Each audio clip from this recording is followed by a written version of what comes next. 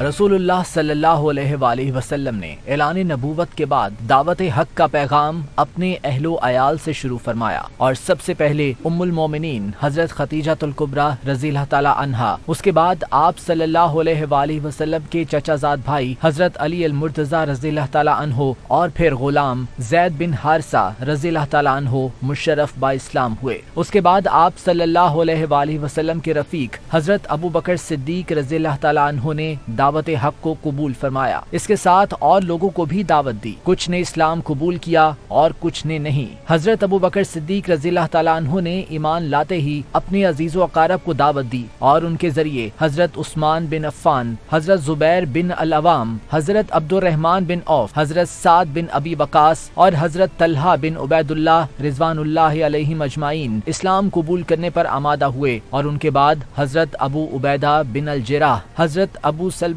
हजरत बिन अबी अल Arkham और हजरत उस्मान बिन मज़ऊन रिज़वानुल्लाहि अलैहिम अजमाइन ने दावत हक कबूल की। इसी तरह लोग दीन इस्लाम में दाखिल होते गए, यहाँ तक कि ये कुरैश मक्का के दरमियान गुफ्तगू का मौज़ूए सुखन बन गया। इब्तदाई दौर में रसूलुल्लाह सल्लल्लाहु अलैहि वसल्लम लोगों के घरों में जाकर अल्लाह की तौहीद का दर्स देते और आप सल्लल्लाहु अलैहि वसल्लम के असहाब रिज़वानुल्लाहि अलैहिम अजमाइन छुपकर मक्का के पहाड़ों में इबादत किया करते थे। जब कोई शख्स इस्लाम कबूल करता, उसे किसी और सहाबी के पास भेजा जाता ताकि उसे कुरान सिखाया जाए। जैसा कि हजरत खुबाब बिन अल अरत रज़ियल्लाहु ताला अन्हो को हजरत उमर फारूक रज़ियल्लाहु ताला अन्हो की बहन हजरत फातिमा बिनते खत्ताब रज़ियल्लाहु ताला अन्हा और उनके शौहर हजरत सईद बिन ज़ैद रज़ियल्लाहु ताला अन्हो को कुरान सिखाने के लिए मुकर्रर किया गया। जब अहले ईमान की तादाद बढ़ती गई तो हजरत अरकम रज़ियल्लाहु ताला अन्हो के घर को दावत का मरकज मुख्तस कर दिया गया और 9 मुस्लिम अफराद को वहीं भेजा जाता। वहाँ आप सल्लल्लाहु अलैहि वसल्लम खुद जाकर मुसलमानों को इस्लाम की तालीम देते, कुरान सिखाते